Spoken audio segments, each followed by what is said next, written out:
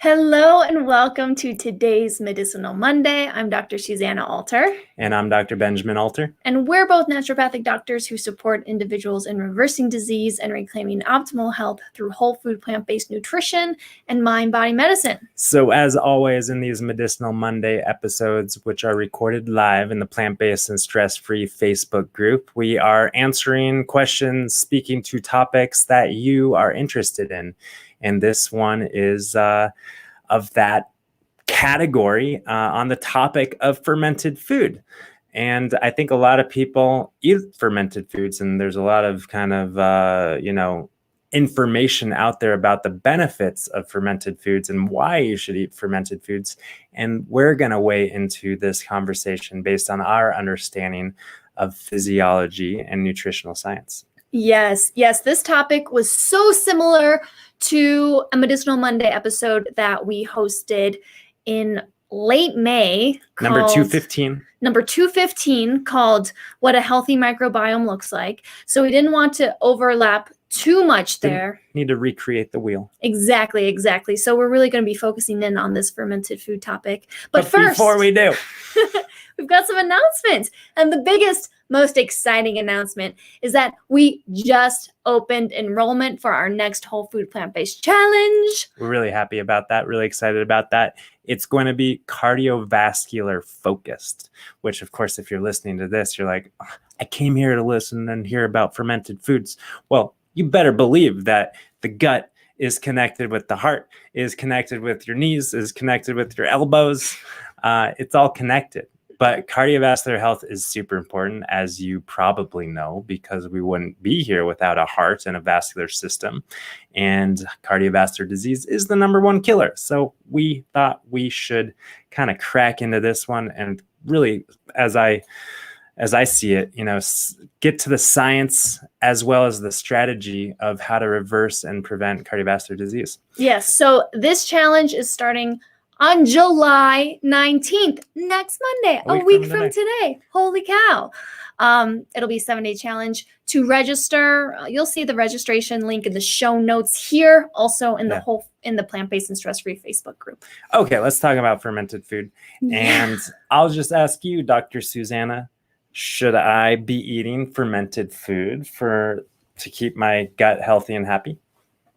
Well, my answer to that would be, I think you should eat fermented food if you enjoy eating fermented foods, but you don't necessarily need to eat fermented foods in order to have optimal gut health. But everyone says that I should, and all the cultures, not all of them, but so many cultures include some sort of fermented food, whether it's kimchi or sauerkraut or pickled this or that or kombucha or,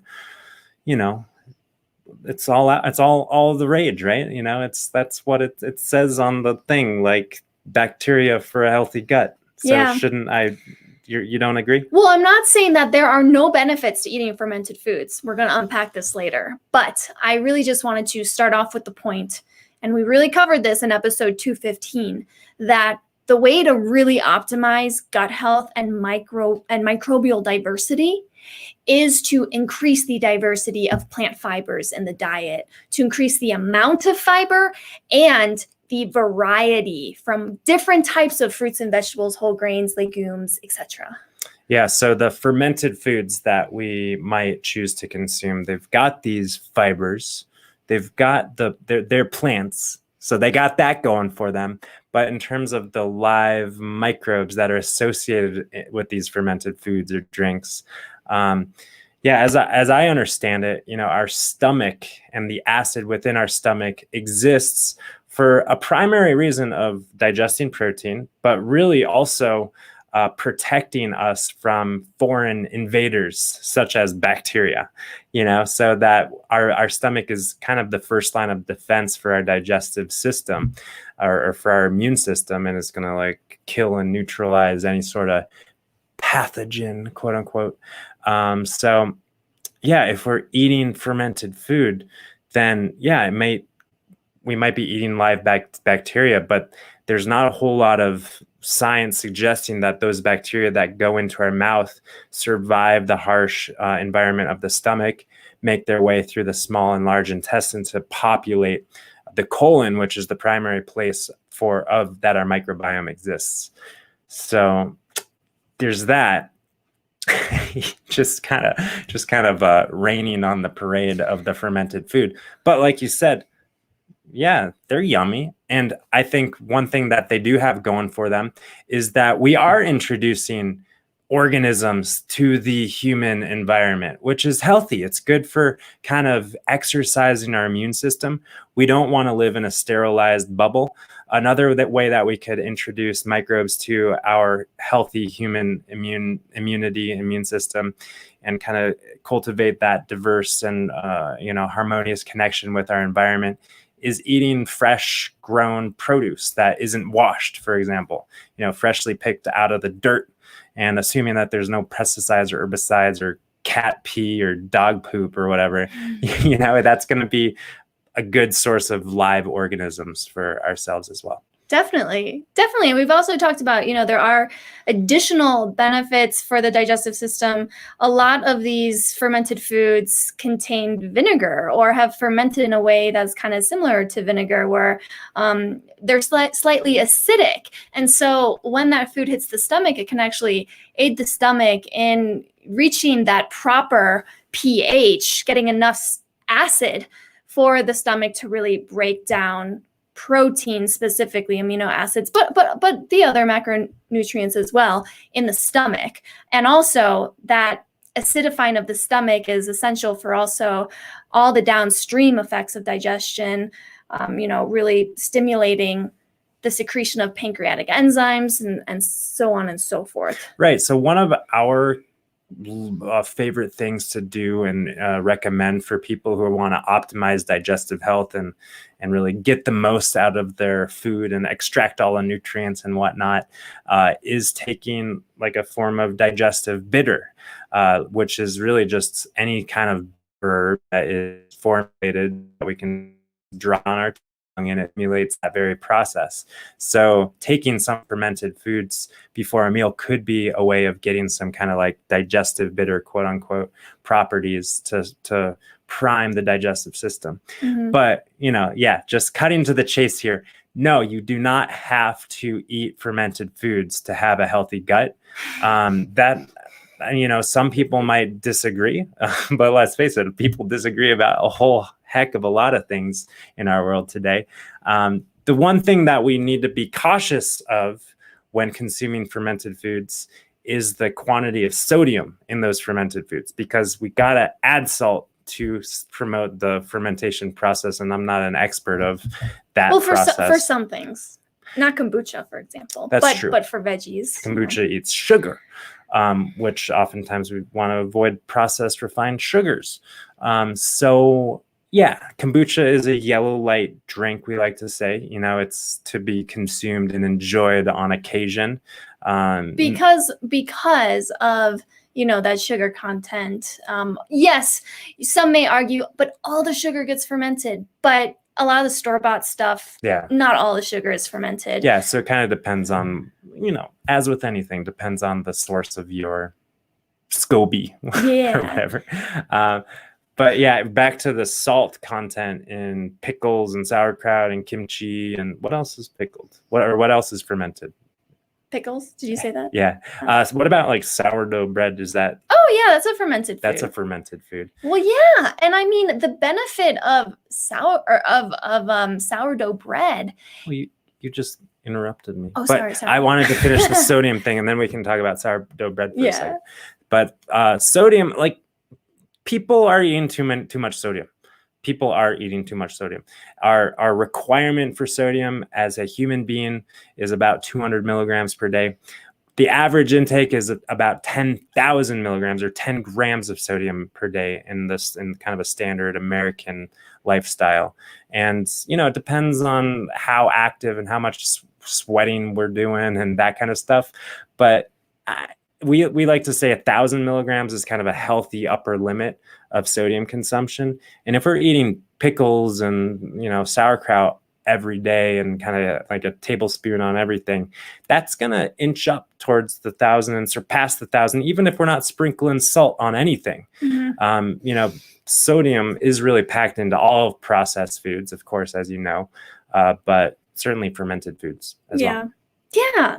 Well, anyway, I just wanted to go on a teeny little tangent about fermented bread, sourdough bread. Yeah. So the benefit of that is that in that fermentation process, it can help to break down, some of the proteins like the gluten and such. Not completely, of course, but it can definitely help bread be a little bit more easily digested by those who have a hard time digesting it. It's true. And for more information on the gluten conversation, we have recorded a conversation on Medicinal Monday episode previously, and I don't know exactly the number, but yeah. Yeah. Search it. Of course, there's all the fermented dairy products, which we're not including in a whole food plant-based diet, but there's coconut yogurt and soy yogurt and all these other forms of yogurt. I'm certainly a novice when it comes to kefir, kefir. Water kefir. I know that there's milk kefir, but there's water kefir. So it's like, sure, if you like that kind of stuff and it feels good and it feels like you're interacting with your environment and getting some exposure to microbes, that's great. Long story short, no real evidence to suggest that those microbes that come into your mouth are actually doing anything to modify the environment of your microbiome. That doesn't mean that it's not healthy, but specifically for gut health, again, the way to optimize microbiome is focusing on diversity of fiber in the form of different whole plant foods, fermented or not. Yeah. Yes, and just a reminder from episode 215,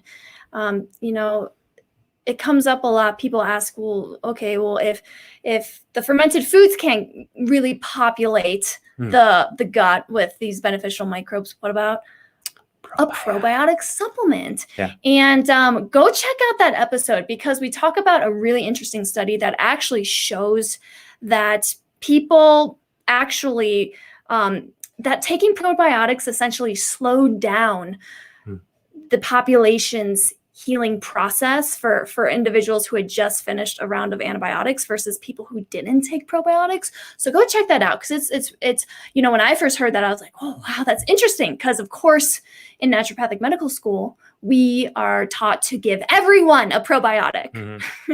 And it's really more complicated than that. Totally. And on another topic, we've got a comment about fermenting at home and, fermenting for 6 weeks. And after 6 weeks of fermenting, you really don't taste the salt. Well, I hate to break it to you, it's still there, So yes, the salt is seeped into everything. So even though our sauerkraut might not taste like super salty, it is super salty. And this brings to another tangent of if we're choosing to add a little bit of salt to our meal to enhance the flavor, bring out the flavor, it's best to do so at the table when we're consuming it. Consuming the food rather than cooking it or fermenting it into it, because then it's just kind of like lost in there, and you're still getting a good dose of salt and sodium. I'm sure you know that by making it at home, how much salt goes into that process. We've done it before. Oh my gosh. How much salt? Can I just share a fun little? We used to buy like pounds at a time of salt to do the fermented thing. Yeah. And just fun little personal tidbit. Before I was whole food plant-based, before I met Ben, before I even went to naturopathic medical school, I was a Weston A. Price girl. If any of you know Weston A. Price, it is a whole lifestyle following the kind of teachings and research of Weston A. Price. And this diet is huge on fermented foods. And my kitchen at one point looked like a complete laboratory. I had like 12 jars of kombucha brewing. I always had at least a half gallon of fermented raw goat yogurt in the fridge, or I had a batch cooking in the dehydrator or whatever. I had sauerkraut, and I remember pouring the salt on that thing because I really wanted to make sure that it was a good batch. Well, and so when in doubt, just add a little extra salt. And there is a narrative in the health realm that's like salt is a health food and we need tons of salt. I've seen people say like, oh, the 10 grams in the standard American diet, it should actually be 20. So yes, maybe we should unpack the salt conversation in a future Medicinal Monday. Oh, yeah. But just to answer some questions here about that are coming up in the chat. Yes, we do recommend that people often supplement with trace minerals in their water to optimize the water quality and the water absorption so that the water we're drinking is getting into our cellular compartments where it needs to be. And salt or sodium is a mineral that supports that process, but we don't want excess sodium. So when we're talking about mineral supplementation, we're talking about supplementing with trace minerals, things like molybdenum and selenium and iron and zinc and manganese and magnesium and the other trace minerals that are required for the process of cellular hydration and all the cofactors in the body. Sodium, by and large, is not one that people need. And it is in concentrates, which is a product that we recommend. It is in sea salt. And again, on the topic of salt and sea salt and Himalayan salt and all the different kind of salts, they're all sodium chloride. Some of them have a couple percentage by weight of other minerals, but predominantly 98 or 95 to 98% sodium chloride. So we don't need sodium chloride. We should have other salts, other mineral salts in our diet. And yeah, when we're cooking pasta, which is maybe once a year, yeah, we don't need to add salt to lower the boiling temperature. That's, as far as I know, that's all the salt that. Or to increase the boiling. Doesn't salt lower the boiling temperature so that it boils faster? Oh. Yeah. Oh. Okay, someone can correct us. Yeah, please correct us, cooking experts. But of course, it's gonna, why do you need to do that? It's going to change the flavor a little bit unless you have like a really high sodium diet. And it's like, but anyway, enough about salt for now. We'll unpack it further in the future. And just a little tip for those who do enjoy the occasional kombucha. I really like the forms of kombucha that have been fermented with just fruit juice. Yeah. So one of the most popular brands is, of course, GT Dave's. My first kombucha. Mine too. 15 years ago. And they make some that are fermented with kiwi juice. Yeah, the Synergy line. And then also there's June, which is fermented with honey. And that's a nice option as well if you really want to stay away from the cane sugar, the white cane sugar. So, yeah. Cool. And then another question on the topic of minerals. Yeah, like minerals come in food and fruit and vegetables and whole grains and legumes. Yes, minerals are in those things and we should be eating our minerals. And when we're eating minerals in the form of fruit, we're also getting water. So staying hydrated on fruits and vegetables is really important. I'm glad that you bring this up. But also anytime that we're consuming liquid to hydrate ourselves, if we're just drinking pure H2O, it's not getting to where it needs to be in the body. So that's the moral of the story there. So fruit juices and vegetable juices are great ways to hydrate because they have the natural minerals in them. But if we're drinking water, we should also be drinking mineralized water, which is the way that water is really found in nature. But oftentimes when we open up our faucet, we don't have, the same minerals that were in there, miles and kilometers and whatever upstream, in the processing. Yes. So that's about it for the fermentation conversation, right? Mm-hmm. Yeah. Cool. So if there are any other questions, anything left unsaid, if you want to challenge us to a debate, no, I'm just kidding. Don't do that because you'll probably win. But just leave any comments or feedback in the chat or in the comments section and sign up for that whole food plant-based challenge. Yeah. And we look forward to seeing you guys next time. Definitely. See you next week.